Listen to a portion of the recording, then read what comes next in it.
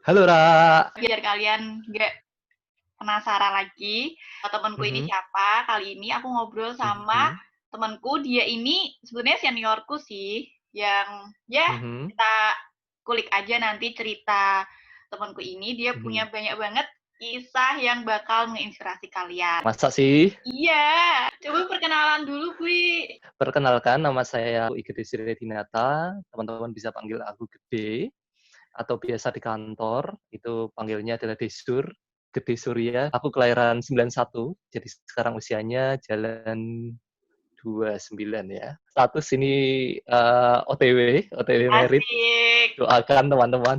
Aku asli dari Semarang, teman-teman. Jadi aku lahirnya di Semarang, tapi karena papa itu dari Bali, mixed blood antara Bali dan juga Semarang. Aku kerja di Jakarta, sekarang aku kerja di Kementerian Keuangan, teman-teman, sebagai PNS. Aku pendaftaran tahun 2018, aku masuk di tahun 2019, bulan Februari. Terus aku lulusan psikologi, teman-teman. Gini-gini aku psikolog. Aku lulusan S1 psikologi di Unika, Universitas Katolik Sugio Pranoto di Semarang, lalu aku lanjut lagi di Unika juga ambil profesi psikologi. Begitu, 9 tahun lah total kuliah.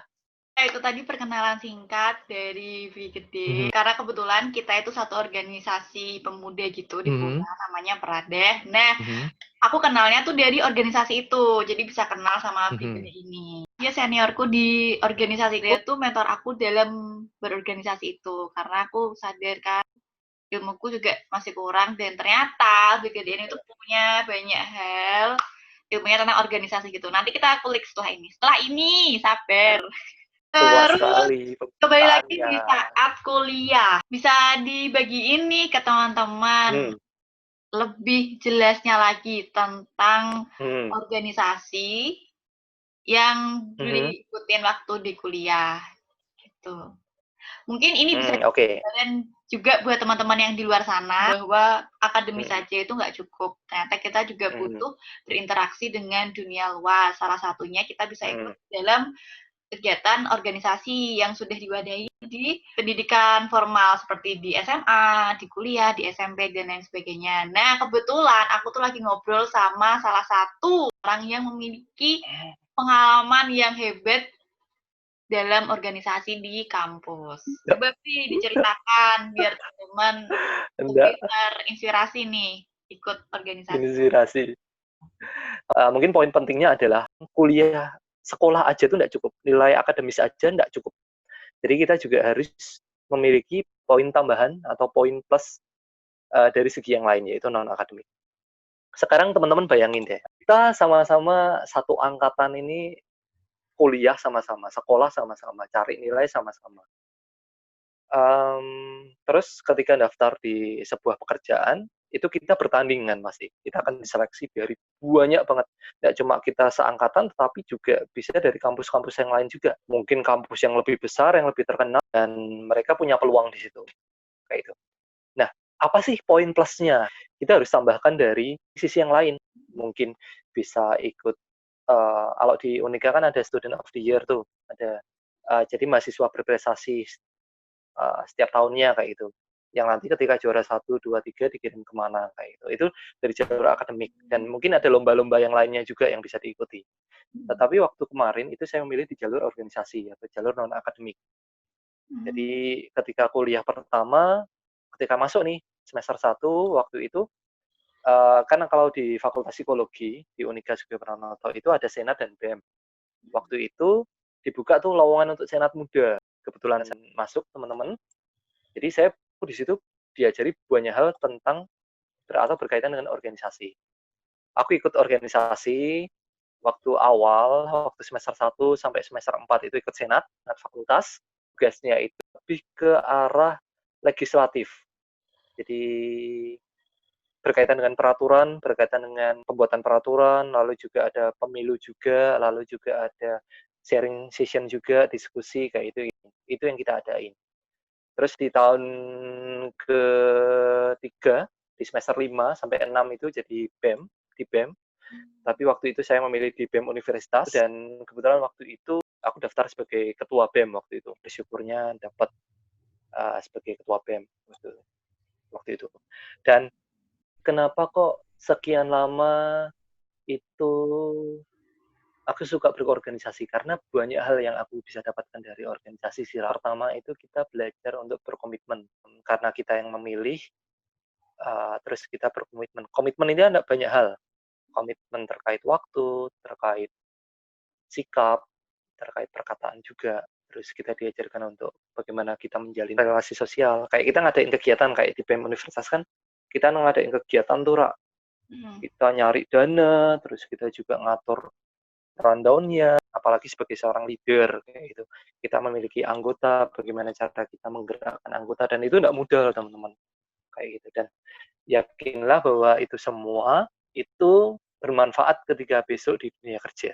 Kayak gitu sih. Dan penting juga nih, ketika teman-teman memilih untuk non-akademik, imbangilah dengan akademiknya juga. Tidak lucu dong, misalkan kita jadi ketua BEM misalkan, tapi kuliah aja banyak bolos, atau nilai aja IPK jelek, malu kan dilihat anggotanya kayak gitu. Dan kalau misalkan teman-teman ada beasiswa atau short course, atau sekarang kan ada studi singkat kemana, atau ada pertukaran pelajar atau apa, ikutlah teman-teman.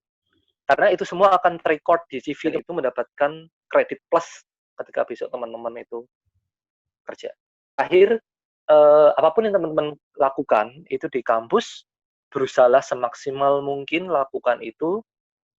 Bisa jadi mungkin orang tua juga, tua kurang setuju karena mungkin belum atau kurang paham terhadap apa yang dilakukan anaknya, coba ceritakan ke orang tua teman-teman. Selama kegiatannya positif loh ya, dalam artian kayak tadi kan organisasi, berkegiatan juga kayak gitu. Dan waktu kuliah dulu itu selain organisasi, aku juga ikut klub juga, klub di fakultas Akil Teater dan klub di universitasnya Akil Pencipta Alam kayak itu. Jadi tujuanku satu sih, biar nambah temen, dah itu toh. Itu sangat berguna banget di dunia setelah kuliah, itu sangat berguna banget, teman.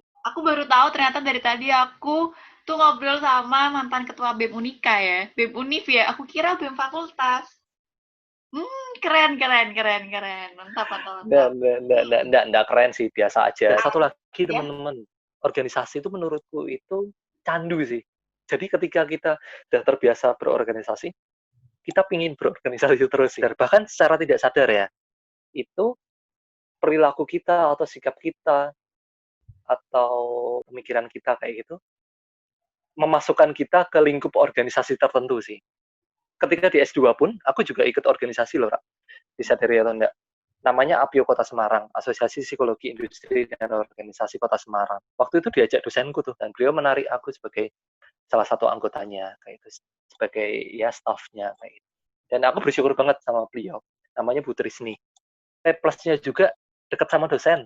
Jadi kalau ada project-project atau apa, teman-teman atau asisten dosen kayak gitu, teman-teman yang biasa berorganisasi, kan kalau berkegiatan biasanya nih kontaknya kan dengan dosen kayak gitu. Jadi lebih familiar dengan dosen. Tapi ingat satu, nilainya harus bagus juga. Ya, Kalau tuh asisten ingat kan teman-teman, kalau nilainya harus mau aktif bagus. organisasi, jangan lupa nilainya juga harus dipertahankan atau bahkan ditingkatkan, gitu. Sebagai Silakan, apa BEM Universitas, apakah Bli Gede ini merasa tertekan dengan jabatan itu? Karena kan konteksnya ini kan sebagai ketua salah satu universitas besar lah di Semarang. Nah, itu kan berarti sebagai panutan semua mahasiswanya. Nah, itu Bli Gede merasa tertekan nggak dengan hal itu? Tertekan pasti, nah, namanya orang stres ya. Itu pasti ada kondisi di mana kita stres ya, apalagi kalau misalkan mau ada kegiatan ya kayak Rara lah misalkan. Rara ini kan ketua Prada Kota Semarang, sama seperti Rara. Pasti Rara pun juga sempat mengalami up and down ya. Dan itulah fungsi dari organisasi Rara dan juga teman-temannya Rara, anggotanya Rara, wakilnya Rara itu untuk saling menguatkan satu dengan yang lain kayak itu. Jadi ketika kita stres, ketika kita tertekan ya kita ngobrol dengan teman-teman yang lain itu. Sebagai seorang ketua itu kan pasti menjadi sosok yang dilihat sama orang lain. Ada tekanan itu, tetapi menurutku adalah jadilah dirimu sendiri. Dalam artian Oke, mungkin terkadang di 1-2 hal kamu ingin memakai topeng kayak gitu. Memakai topeng untuk pencitraan diri. Selama itu positif nggak masalah, tetapi apabila itu terbawa ke perilakumu sehari-hari, ke jejaring pertemananmu, ke kuliah kayak gitu, sehingga kamu nggak bisa jadi dirimu apa adanya, apa nggak bisa jadi dirimu sendiri kayak gitu ya, itu akan merusak sih. Malah kamu akan jadi stres dan semuanya akan kacau. Toh selama kamu hidup, selama kamu berorganisasi itu kan kamu punya orang lain, kamu punya teman, kamu punya partner.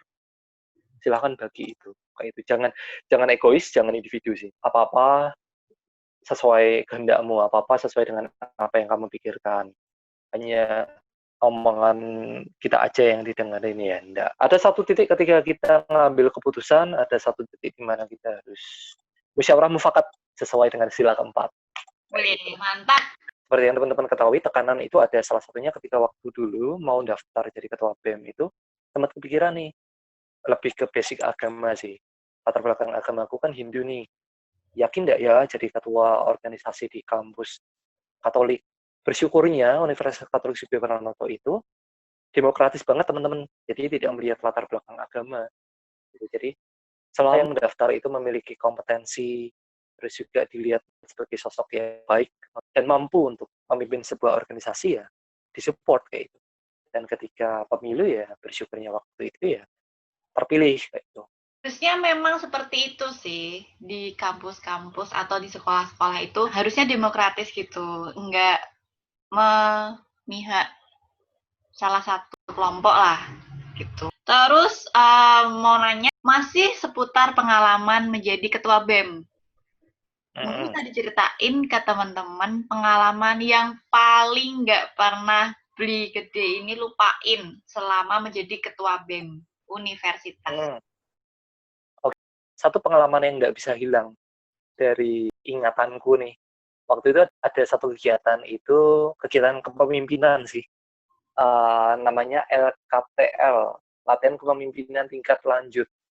Itu salah satu kegiatan yang menurutku berkesan karena waktu itu kita mempersiapkan itu, jadi jauh-jauh hari kita siapin, lalu timnya juga ya gokil-gokil orangnya, lucu-lucu orangnya, ada orang yang idealis, lalu ada juga yang sebagai icebreaker-nya kayak gitu, dan kita melakukannya survei tempat, kita melakukan kegiatannya juga bareng-bareng, cari dana itu jualan makanan lah, terus juga waktu itu cari donatur lah, terus juga waktu dulu itu kan masih boleh ngamen ya di beberapa tempat, dari mahasiswa tuh ngamen, jadi waktu itu sama rombongan itulah malam-malam kayak itu ngamen, kehujanan bareng, makan ya makan bareng, maksudnya juga kadang-kadang uang juga nggak seberapa kan Ra, karena kan mahasiswa ya, uang nggak seberapa, jadi kita waktu itu beli misalkan ada 10 orang, kita beli 5 bungkus, terus kita jadikan satu nih, kita jadikan, ya memang nggak dicampur-campur sih, nggak, cuma kita jadikan satu dan kita makan pakai tangan, pakai sendok. Waktu dulu sih nggak ada rasa jijik atau apa ya. Terus kalau udah capek ya tidur aja lah sampai malam, kita angkut-angkut ya kursi juga bareng-bareng gitu. Jadi justru itu nanti yang membuat teman-teman justru ya lebih lebih erat pertemanannya dari hal-hal kecil semacam itu, dari ngangkat-ngangkat kursi bareng, dari nginep bareng, dari jagain tenda bareng, terus dari susah-susah bareng kayak gitu sih.